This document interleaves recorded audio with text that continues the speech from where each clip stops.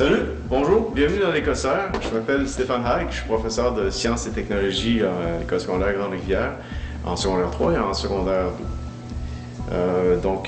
Vous vous demandez peut-être où on est dans l'école présentement. Bien, on est dans une annexe de l'école que vous verrez peut-être en passant par derrière.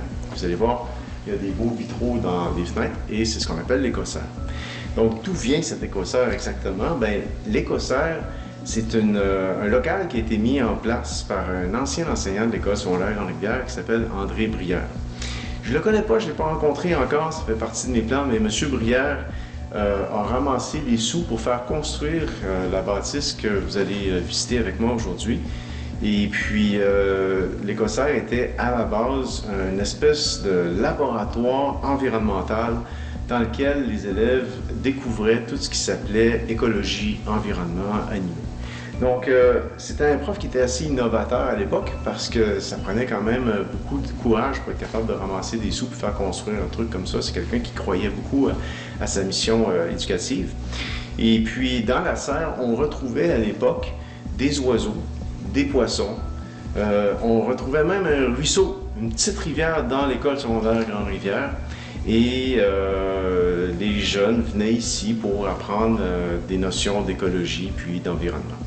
Donc, éventuellement, ce qui va se passer, c'est que l'Écossaire va retrouver sa vocation originale et puis on va être capable de faire quelque chose de semblable dans quelques années. Donc, on m'a posé la question, mais il y a des poissons à Grande-Rivière. Comment ça qu'il y a des poissons à Grande-Rivière dans le local de l'Écossaire? C'est quoi cette histoire-là?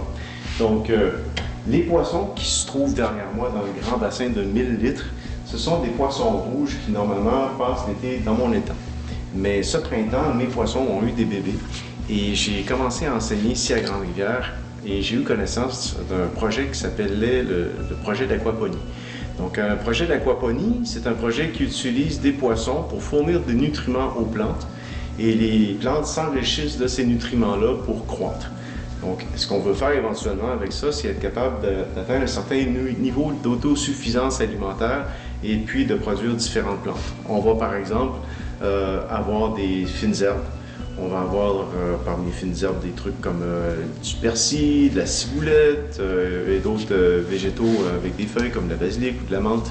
On va également avoir des laitues, différents types de laitues. Des épinards, du kale, des tomates et puis des fraises. Puis éventuellement, ce qu'on aimerait faire, c'est remplacer les poissons rouges par du tilapia. Parce que du tilapia, c'est un poisson asiatique à chair blanche qui on peut élever à l'intérieur dans des bassins semblables à ce que vous voyez derrière moi. Et c'est des poissons qui sont comestibles. Ce qui fait que notre ferme urbaine, notre ferme d'agriculture intérieure va éventuellement pouvoir alimenter ses habitants. Donc, c'est-à-dire les élèves, les enseignants, peut-être qu'on va pouvoir alimenter la cafétéria, puis même la communauté autour de l'école. Donc, on va être capable de produire de la nourriture à l'intérieur à longueur d'année. Pourquoi un système d'aquaponie plutôt que de faire un jardin à l'extérieur? Bien, un système d'aquaponie, ça fonctionne 24 heures sur 24, 365 jours par année. C'est un système dans lequel les plantes ont directement accès aux nutriments par leurs racines. Donc, ils vont croître beaucoup plus vite que si les plantes sont dans le sol et qu'ils doivent aller chercher les nutriments dans le sol en attendant d'avoir une pluie qui va leur permettre d'aller les chercher. Donc ici, les racines vont constamment être dans l'eau et les plantes vont être capables de grandir constamment avec la chaleur de l'air puis toute la lumière qui baigne les fleurs et les plantes qui sont dans l'écosystème. Le système d'aquaponie, bien, il avait été bâti, on avait commencé à le bâtir avec des bacs en bois sous le projet de M. Martin Bellé qui était là avant moi.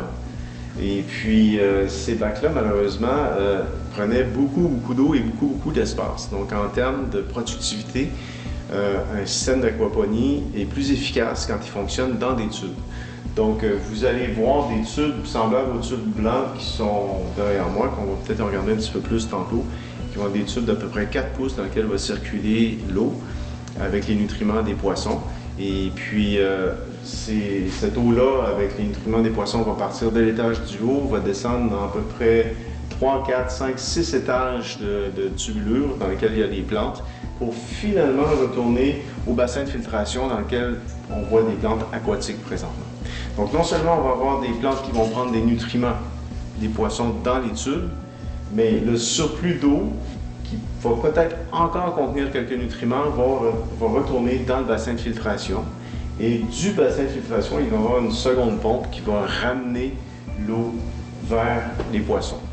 Et là, qu'est-ce qui va se passer? Bien, les poissons vont avoir accès à leur nourriture, c'est-à-dire des insectes, des restants de plantes, donc des aliments qu'on va être capable de leur donner même à partir de notre système d'aquaponie. Puis sinon, on va aussi nourrir les poissons avec des flocons. Ensuite, qu'est-ce que ça apporte à l'environnement d'avoir un système d'agriculture intérieure comme ça? Bien, il y a plusieurs avantages. Dans un premier temps, comme je le disais tout à l'heure, la productivité est beaucoup plus grande par mètre carré. Donc, plutôt que d'avoir un grand jardin et quelques plantes dedans, là, c'est comme si on avait beaucoup de plantes dans un tout petit espace. Puis après ça, bien, ça se fait à l'intérieur. Donc, est-ce que vous avez vu des insectes ici? Non, on est à l'intérieur. Donc, pas besoin de mettre d'insecticides. Puis au niveau des fertilisants, ben, c'est les poissons qui fournissent les fertilisants, donc pas besoin de mettre d'engrais artificiels non plus. Et en plus, ben, on va être capable de nourrir les gens plus directement, parce qu'on ne partira pas d'une ferme ou encore d'une ferme commerciale super loin d'ici pour amener la nourriture jusqu'à l'école. La nourriture va pousser dans l'école. C'est certain que c'est à petite échelle, puis on ne va pas fournir les 2500 élèves de l'école.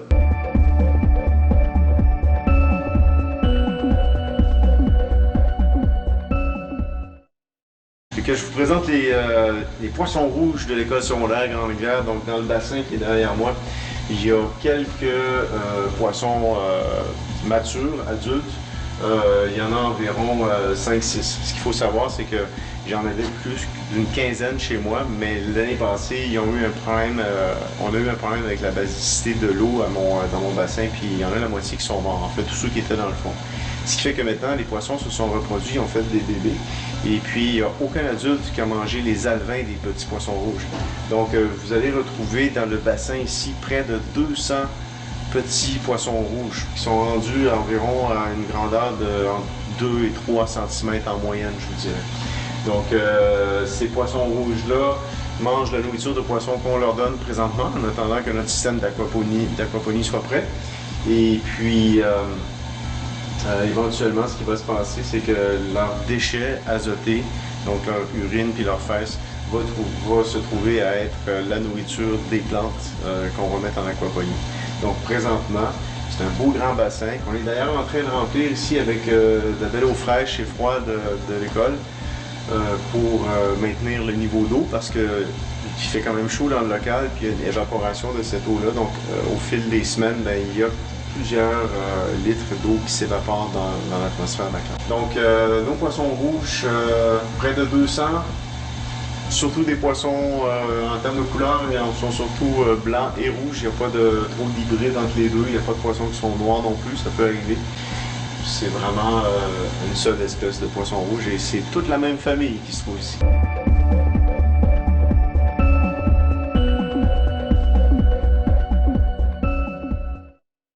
Alors, ce que vous avez derrière moi, c'est le bassin de filtration dans lequel vous avez des plantes aquatiques, donc ou semi-aquatiques parce qu'ils ne sont pas entièrement dans l'eau. Ces plantes-là ont les racines qui trempent dans l'eau, puis ils vont en ce moment toutes récolter le surplus de nourriture des poissons. Donc, c'est eux autres qui filtrent l'eau et éventuellement, l'eau va être filtrée, l'eau filtrée par les plantes va être retournée au bassin dans lequel on trouve les poissons. Ce qui est intéressant là-dedans, c'est que il y a plein de micro-organismes. On a des amibes, on a des vers plats, on a des eugènes, on a toutes sortes de choses. Donc, ce que je vais faire, c'est que je vais aller chercher un tout petit échantillon, puis on pourra regarder ce que ça donne sous le microscope.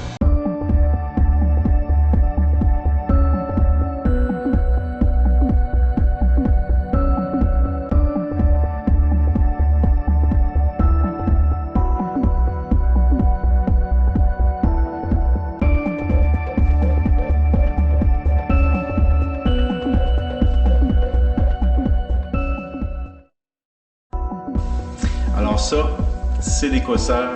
Alors voilà, j'espère que vous allez apprécier votre visite. Et puis quand la pandémie arrêtera, je vous invite à venir faire un tour. Merci.